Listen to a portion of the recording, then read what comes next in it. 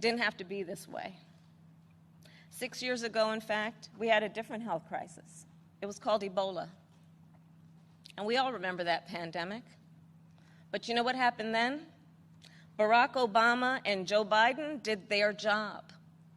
Only 2 people in the United States died. 2. That is what's called leadership. But compare that to the moment we find ourselves in now. When other countries are following the science, Trump pushed miracle cures he saw on Fox News. While other countries were flattening the curve, he said the virus would just, poof, go away. Quote, like a miracle.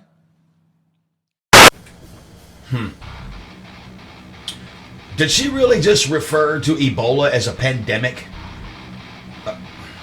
Okay.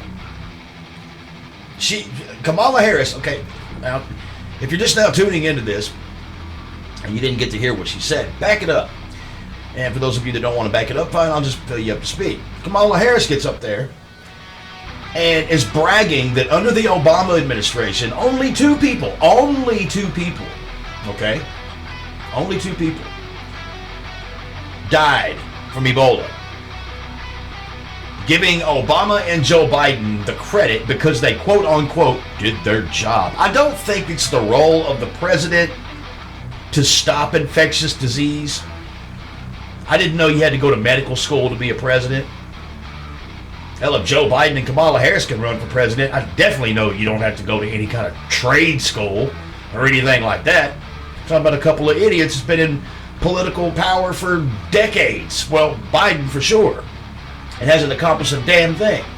Did their job. You know what's funny is she failed to mention the 60.3 million people that died from H1N1 SARS under the Obama administration. Did they fall asleep through that? I mean, where were they at when that happened?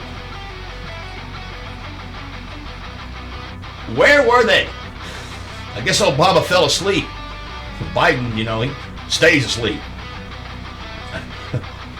And you think if Biden was such a good candidate to be president and he would have dealt with coronavirus differently, you think he would have told Obama how to handle the SARS. I'm just saying, you would think. Unless he was sleeping on the job, but, you know. But she doesn't even mention that. She goes straight to Ebola, which killed 2 people, and which, by the way, you can't compare Ebola to coronavirus. That's like comparing a penis to a vagina.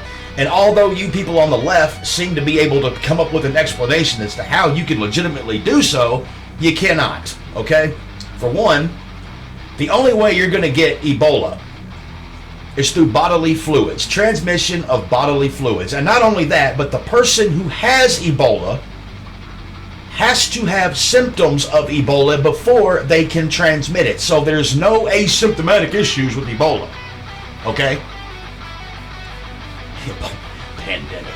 And who the hell is going to want to make out with a person? Do you know what Ebola does to you? Do you know what it does? It cracks you out and you bleed out. Who the hell is going to want to exchange bodily fluids from someone cracking at the jaw and leaking all over the damn place? Get off the gas, dude. Let's give Obama and Biden credit for some shit they didn't even have anything to do with. I don't know.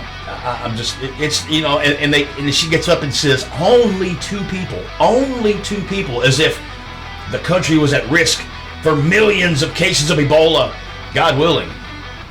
I'm just saying, as if that were true. She says only 2 people. It's the same rhetoric with their gun ban thing. You know, after a mass shooting at a school, do they get up there and they offer their condolences? No, they go straight for the politics of it. We got to get rid of these semi-automatic rifles. We got to get rid of high-capacity magazines. We'll leave you to your other guns. That's okay, but we got to get rid of the assault rifles. Okay.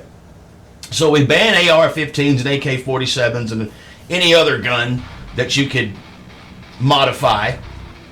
Leave you with a little black powder gun or a 22 or a single shot. A couple of kids goes in, you know, like they did, you know, Trench Coat Mafia, goes up into a school with a couple of sawed-off shotguns and mows down about 5 or 6 kids. That's okay.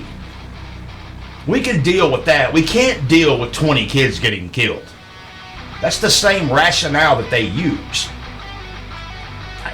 We can deal with a couple of kids injured, 3 or 4 dead. We can't deal with 20. That's above our pay grade. We can't deal with that. Yeah, blah blah blah. Oh my God. Then she gets up there and she totally discredits hydroxychloroquine as a snake oil miracle drug that Donald Trump saw on Fox News. Did you catch that? That's hilarious.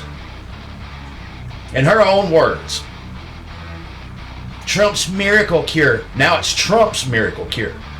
Never mind that it's been a recognized drug for over 65 plus years, treated malaria and various other infectious diseases, including COVID. And never mind the fact that doctors and patients alike have been coming out all over the place talking about the effectiveness it has had on them. Not just from malaria or anything else that they have gotten, but COVID. Now, forget all that. I'm Kamala Harris. Don't listen to professionals. Listen to me, because apparently you have to have a medical degree to be a frickin' president. Yeah. They know exactly what's right for the country. Doctors and patients have testified to this over and over and over again, and over and over and over again, they get booted off Facebook like their opinion doesn't matter. What they want is, and by their own admission, under their administration, everyone in America will be required to wear a mask. Everyone. Everyone. If you dissent, given the fact that they are, both of them, known as the, what did they call themselves? The tough-on crimers? Yeah, they're the reasons that people are doing harsh sentences for less penalties. Mostly minorities. Boy, if that's not the incentive to vote, I don't know what is. Doesn't that sound good? Black people and brown people being locked up for 25, 30 years over petty bullshit that a white person would get 5 years for? Oh, man. Now, that is an incentive to vote right there, man. That right there is an incentive to vote.